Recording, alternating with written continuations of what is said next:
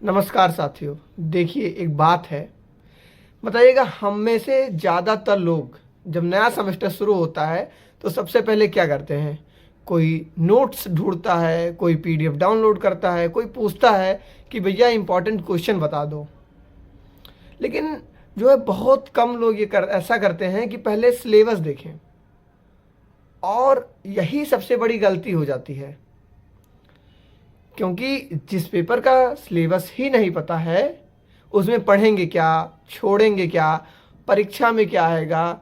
तो आज का जो वीडियो है उसका मकसद यही है कि हम बीए द्वितीय वर्ष तृतीय सेमेस्टर राजनीति विज्ञान के पेपर का जो नाम है भारत में राजनीतिक प्रक्रिया का जो पूरा पाठ्यक्रम हम लोग आज समझेंगे।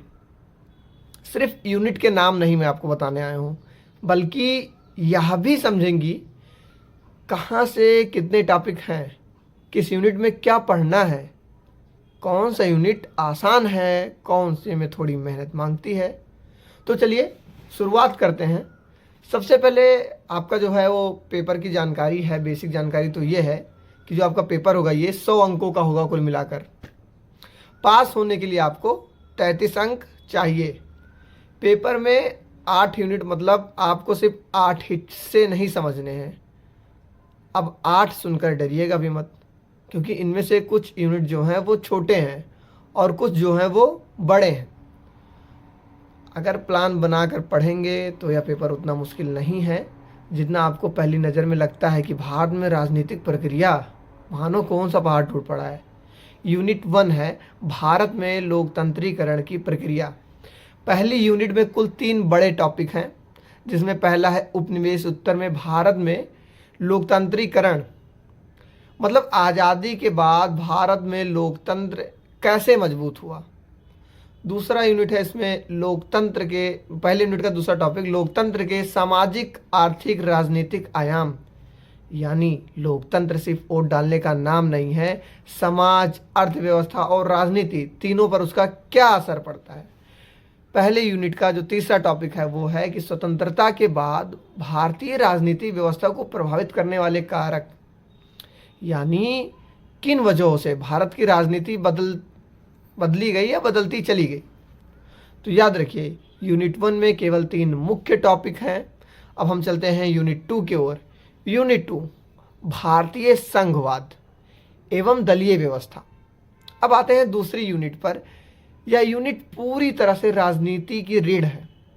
यहाँ आपको पढ़ना है अर्धसंघीय व्यवस्था, गठबंधन, राजनीति, भारतीय दलीय व्यवस्था।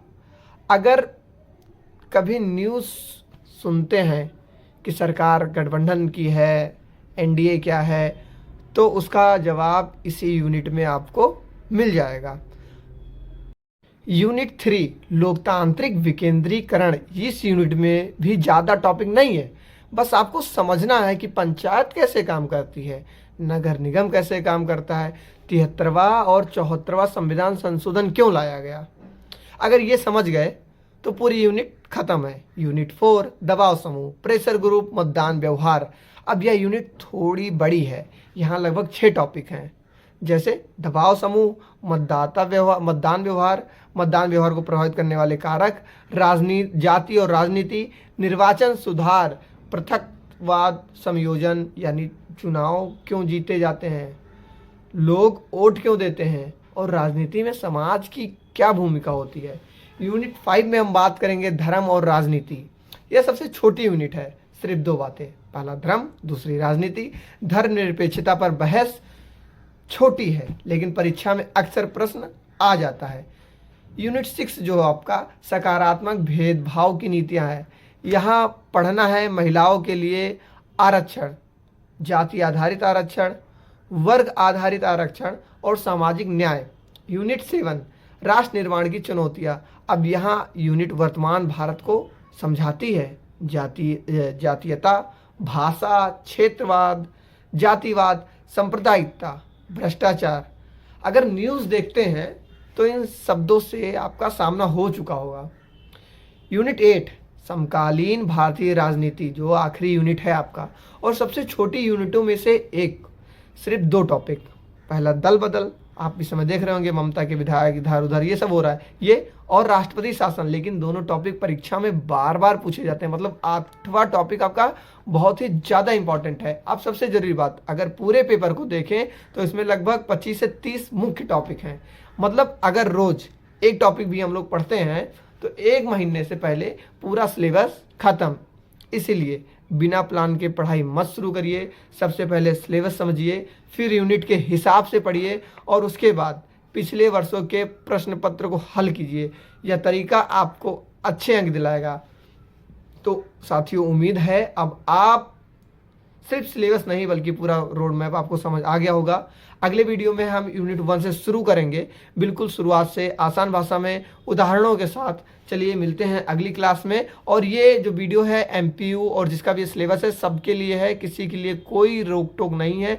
जिस व्यक्ति का भी पेपर है कि भारत में राजनीतिक प्रक्रिया, आप सभी लोग ये पढ़ सकते हैं, ये वीडियो देख सकते हैं। और मेरा जो टॉपिक मैं पढ़ाऊँगा अगर, तो उसमें भी आप लोग वीडियो देख सकते हैं, क्योंकि इतना मतलब भारत की राजनीति को बेसिक से समझने का BA तृतीय वर्ष का जो सेमेस्टर है वो काम समझाने का काम करता है।